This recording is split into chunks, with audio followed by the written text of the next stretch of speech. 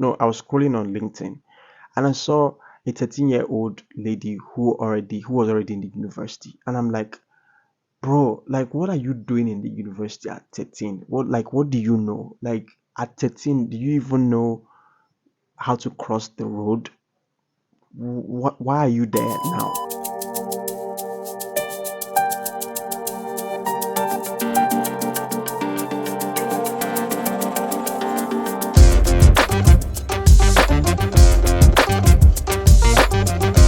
Hey guys, so today I want to talk about something really different. I'm talking about near success syndrome. Sometimes I get really deep in my thoughts, asking myself some certain questions. And one of the questions I ask myself is, does God really care about me? Does He really care about my goals and my objectives in life? Especially seeing that there are a lot of people who depend on me and depend on those goals to be met, for them to also meet their goals as well. So what is near success syndrome? Near success syndrome is simply the psychological phenomenon that happens to individuals who come like really incredibly close to achieving their goals and their objectives in life, but kind of like fall short at the final stage of its realization. In simple terms, is the stigma that comes with always almost getting it, but eventually not even getting it at all. You see, the pain that comes with that thing is really mad because the thing is just right there before you. So it could be a visa, it could be like a job opportunity that will be life changing, it could be an admission to school, it could be that contract, it could be that turnaround business that you've always wanted to. And just before your face, like right in front of you, everything just goes down the drain.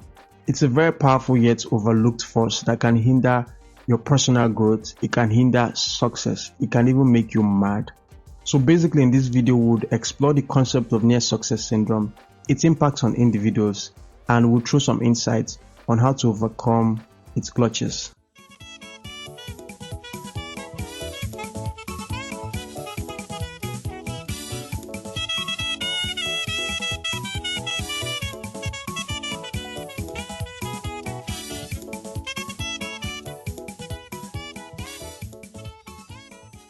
Near success syndrome is characterized by the repeated experience of reaching one's desired objective, be it in academia, in career, in business, or even personal endeavors. In Nigeria, for example, this phenomenon is widespread due to the country's vibrant and ambitious population, where the pursuit of success is deeply ingrained in the culture of the people.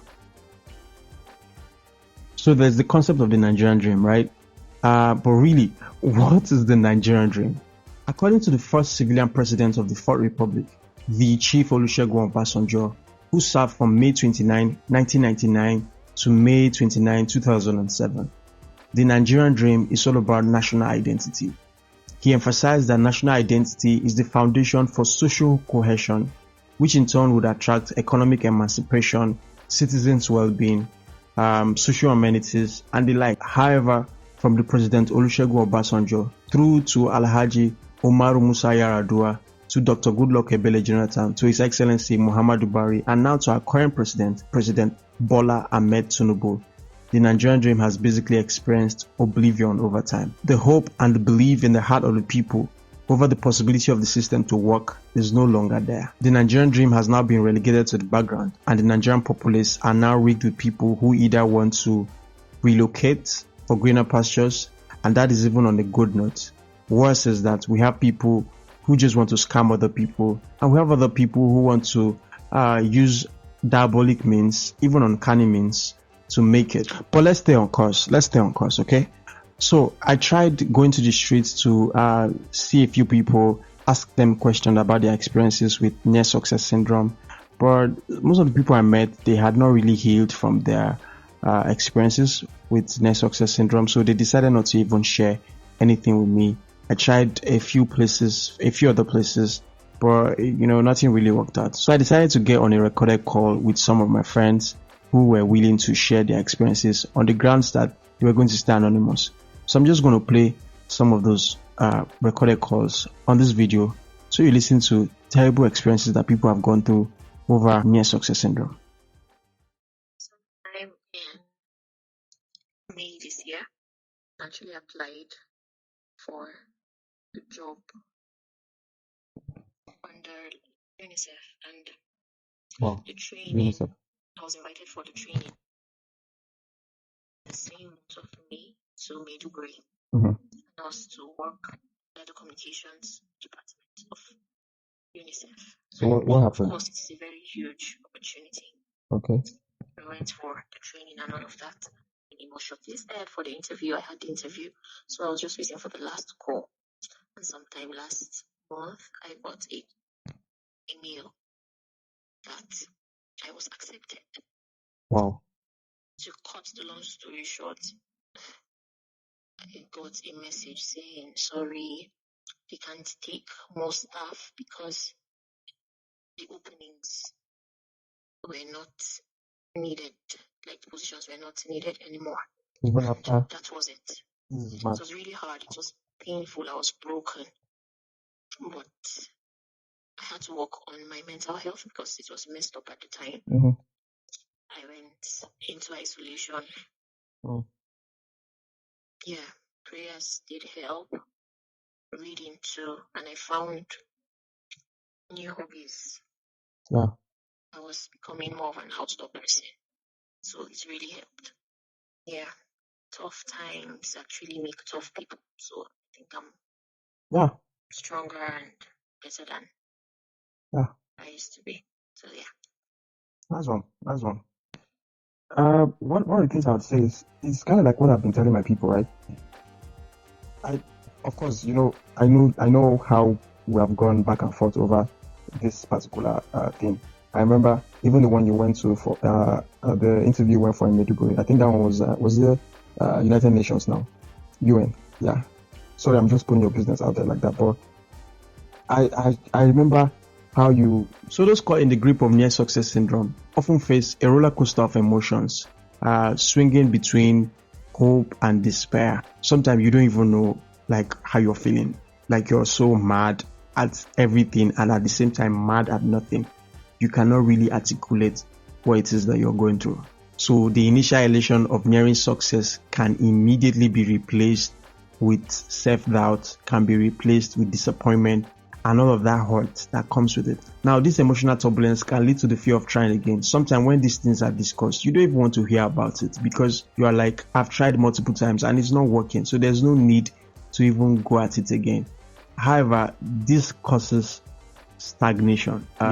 It results to you not trying to reorient yourself, you not trying to evolve, you not trying to think out others. It just makes you mentally lazy. You're not trying to figure out how I can go around this. Anytime the subject is discussed, you're basically zoned out. Like you're out of that place mentally already. You don't want to be there. You don't want to do anything there. You're just like, I'm done with this. So let's even pipe down a little. Let's begin to ask ourselves certain questions. What are the several things that contribute to the development of near success syndrome? At the top of my list, essentially, is high societal expectation. Like, social media is crazy these days. Social media can make you and can break you at the same time.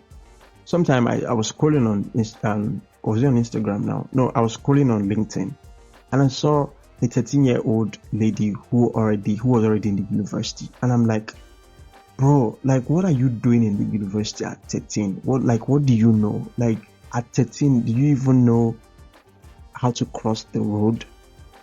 Why are you there now? Why are you there as at now? So there's just a lot of pressure. So if you're somebody like me who is really motivated and self-driven, you see that and you are like, and I'm still struggling to finish my masters. Why don't I push further? Why don't I do this masters and even enroll for another course? Why can't I be doing 3 masters at the same time? Why can't I enroll for masters and do it like a PhD on top of it? Why can't I be writing GRE, GMAT, IELTS, TOEFL, and why can't I do all these things together? You will kill yourself. You will die. You will die. Bro, you're going to kill yourself.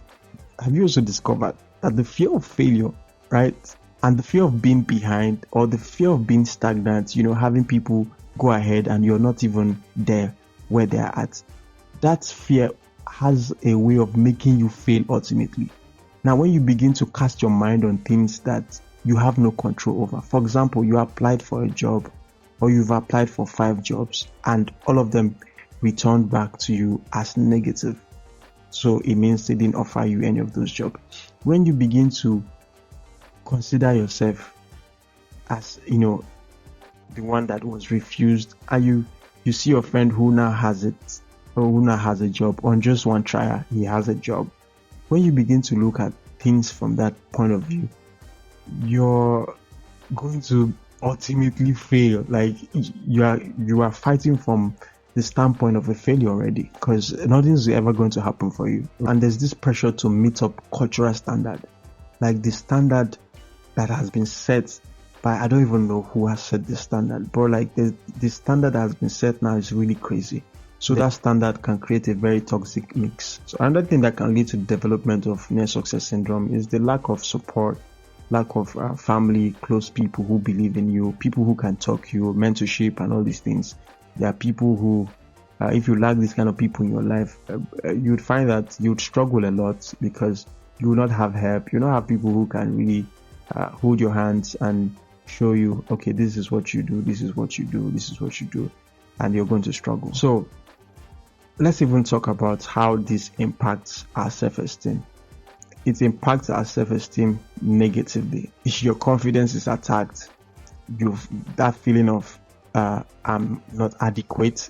As a result, you begin to doubt your abilities. You can't think straight.